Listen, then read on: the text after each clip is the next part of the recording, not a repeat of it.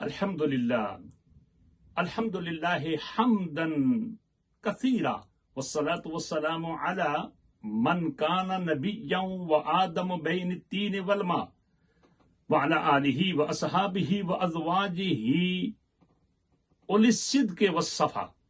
محترم سامعین، سامعات، خواتین و حضرات، دروس حدیث کے سلسلہ میں ایک اور حدیث لے کر آپ کی خدمت میں حاضر ہوں، جس حدیث کو حضرت جابر رضی اللہ تعالی عنہ روایت کرتے ہیں۔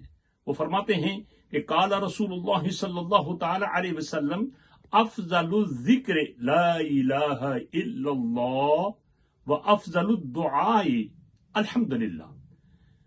حضرت جابر رضی اللہ تعالی عنہ فرماتے ہیں کہ نبی اکرم رسول معظم صلی اللہ تعالی علیہ وسلم نے ارشاد فرمایا کہ تمام اذکار سے بہتر ذکر لا الہ الا اللہ اور بہترین دعا الحمدللہ ہے۔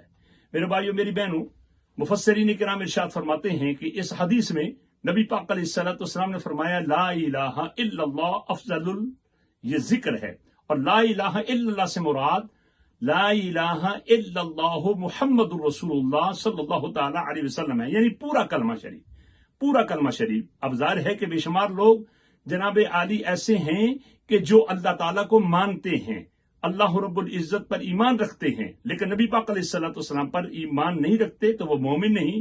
بندہ مومن تب بنتا ہے جب نبی پاک علیہ الصلوۃ والسلام کی نبوت اور رسالت پر ایمان رکھے۔ لہذا لا الہ الا اللہ محمد رسول اللہ یہ افضل الذکر ہے۔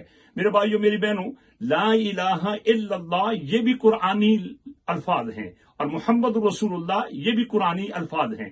لا الہ الا اللہ پر کوئی نقطہ نہیں، محمد رسول اللہ پر بھی کوئی نقطہ نہیں۔ لا الہ الا اللہ میں اللہ تعالیٰ کی جناب عالی تعریف ہے، اور محمد رسول اللہ میں نبی پاک علیہ الصلوۃ والسلام کی تعریف ہے۔ بلکہ یوں کہہ لوں کہ لا الہ الا اللہ حمد الہی ہے، اور محمد رسول اللہ نعت مصطفی علی صاحب الصلوۃ والسلام ہے۔ اور ان دونوں جزوں کے اگر حروف کو دیکھا جائے، 12 حرف ہیں پہلی جز کے، اور 12 ہی حرف ہیں دوسری جز کے، اور ان دونوں کو جمع کیا جائے تو یہ 24 لیٹرز بنتے ہیں۔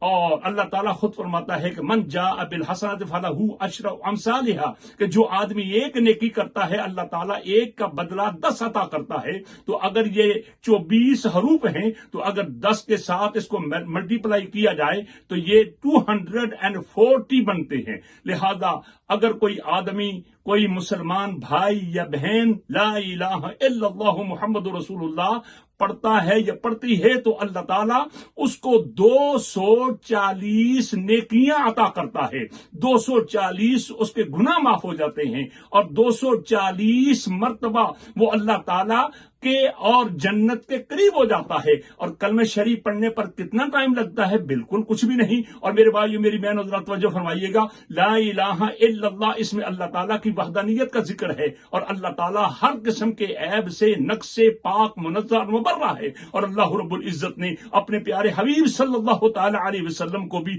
ہر قسم کے عیوب سے، ہر قسم کے نقائص سے بھی منزہ اور مبرہ پیدا فرمایا ہے۔ اگر کوئی آدمی نبی پاک علیہ الصلوۃ والسلام کی ذات مبارکات میں کوئی عیب تلاش کرتا ہے، نبی پاک علیہ الصلوۃ والسلام کی ذات مبارکات میں تو عیب ہے ہی نہیں، تو چہ جائے کہ کوئی آدمی اپنے طور پر ان کے جناب عالی لکیریں بنا بنا کر خاکے بنائے، تو وہ جناب عالی اس دنیا میں بھی اور آخرت میں بھی ذلیل و خوار ہوگا۔ تو جو نن بلیور ہیں تو وہ تو ہیں ہی، لیکن مسلمان بھائیوں کو، بہنوں کو چاہیے کہ نبی پاک علیہ الصلوۃ والسلام کی نبوت اور رسالت پر اس طرح ایمان رکھیں جس طرح ایمان رکھنے کا حق ہے۔ اور اس حدیث کے دوسرے حصے میں فرمایا کہ افضل الدعاء الحمدللہ ہے۔